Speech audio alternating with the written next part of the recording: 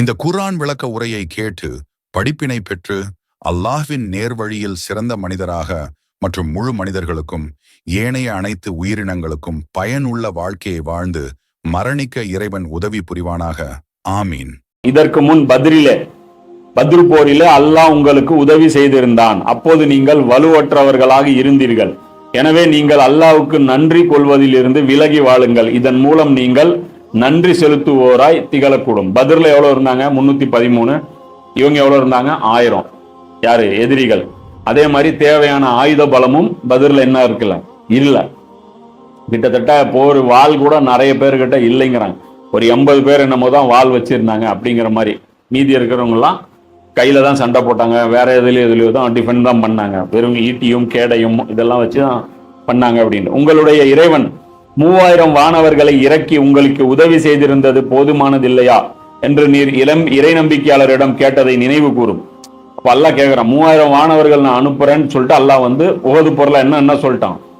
வாக்குறுதி கொடுத்துட்டான். அப்ப கொடுத்த உடனே ரசூலா சொல்லிட்டாங்க, பயப்படாதீங்க, நாளைக்கு 3000 வானவர்கள் இறங்க போறாங்க அப்படின்ட்டு. ஆம், நீங்கள் நிலை குலையாமல் இருந்து இறைவனுக்கு அஞ்சி பணியாற்றினால் எந்த கணத்தில் பகைவர்கள் உங்கள் மீது படையெடுத்து வருகின்றார்களோ அந்த கணத்தில் உங்கள் இறைவன் 3000 என்ன போர் அடையாளம் உள்ள 5000 வானவர்களின் மூலம் உங்களுக்கு உதவி செய்வான். அப்போ இன்னொரு டாக்கும் இருந்துச்சு. என்ன அப்படின்னா, இவங்க இருந்தாங்கல்ல, யாரு? குறைஷிகள். அவங்க என்ன பண்ணியிருந்தாங்கன்னா 3000 பேரை கூட்டிட்டு வந்துட்டாங்க.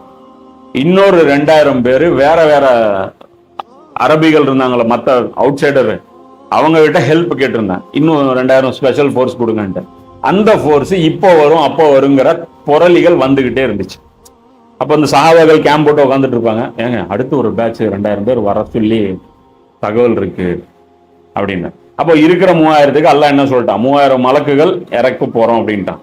அப்ப அல்லாஹ் என்ன சொல்றான்? அப்படி அவங்க வந்தா 3000 பிக்ஸ்டு கிடையாது, இன்னொரு 2000 நானும் பேக்கப்புக்கு நிறுத்தி வச்சிருக்கேன் அப்படின்னு சொல்லிட்டு அல்லாஹ் சொல்றான். அல்லாஹ் இந்த செய்தியை உங்களுக்கு அறிவித்தது நீங்கள் மகிழ்ச்சி அடைவதற்காகவும் உங்கள் இதயங்கள் அமைதி பெற வேண்டும் என்பதற்காகவுமே. வெற்றி என்பது மிக்க வலிமையுடையவனும் நுண்ணறிவுள்ளவனுமான அல்லாஹ்விடம் இருந்தே கிடைக்கிறது. அல்லாஹ் என்ன சொல்றான்? இந்த நம்பர்ஸ் எல்லாமே உங்களுக்கு தான், ஆறுதல் சொல்றதுக்கு தான். நம்பர் வந்து எனக்கு ஒரு மேட்டர் கிடையாது. நம்பருங்கிறது என்ன? இந்த 3000, இந்த 4000, 5000 இதெல்லாம் வந்து எனக்கு ஒரு மேட்டர் கிடையாது. நான் பொறுத்த வரைக்கும் எல்லாமே தான். ஆனா என்ன, இவங்க களத்துல போல்டா நிக்க முடியும். சஹாபாக்கள் என்ன பண்ண முடியும்? போல்டா நிப்பாங்க, 5000 பேர் வராங்கன்ட்டு. ஆனா சண்டை யார் போடுவாங்க? சஹாபாக்கள் தான் போடுவாங்க. ஆனா இவங்களுக்கு மன உறுதி கொடுக்கறது தான் அல்லாஹ் சொல்றான்.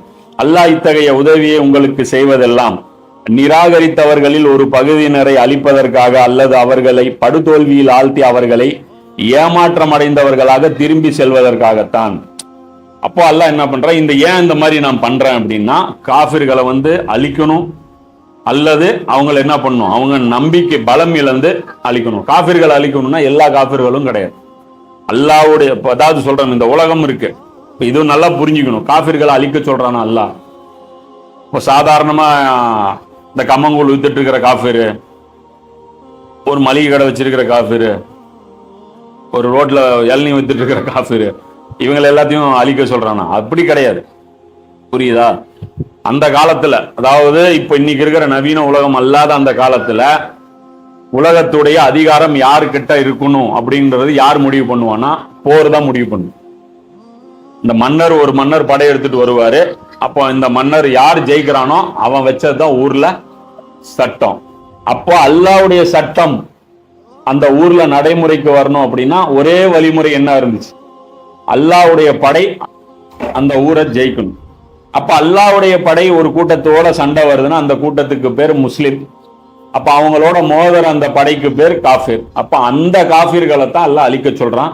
இது அதிகாரம் வச்சிருக்கிற 2, அதாவது யாருக்கு அதிகாரம் அப்படிங்கிற 2 இராணுவத்துக்கான உத்தரவு தான் இதே தவிர காமனா இருக்கக்கூடிய ஒரு காஃபிரை கொல்ல சொல்லி அல்லாஹ் சொல்லவே இல்லை. பொதுமக்களுக்கு கொல்ல சொல்லி குர்ஆனும் சொல்லல, ஹதீஸும் சொல்லல, ரசூலுல்லாஹ்வுடைய வாழ்க்கையிலும் நம்ம என்ன பண்ண முடியாது, பார்க்க முடியாது. ஆனா இன்னைக்கு வந்து RS இந்த மாதிரியான பிஜேபி மாதிரியான இந்த கட்சிகள் இருக்குல்ல, அவங்களாம் இந்த ஆயத்தை எடுத்துட்டு என்ன பண்ணுவாங்க பாருங்க. முஸ்லிம்கள் வந்து ஒரு முஸ்லிம்களுடைய வேதம் எப்படிலாம் பேசுது, அல்லாஹ் பாருங்க எப்படி வந்து மனிதத்தன்மை இல்லாம நடந்துக்கிறான், அதுக்கெல்லாம் என்ன சொல்லுவாங்க, காஃபிர்களை அழிப்பதற்காகத்தான் பாருங்க நபியா அப்படிதான் வந்தாராமா அப்படின்றாங்க.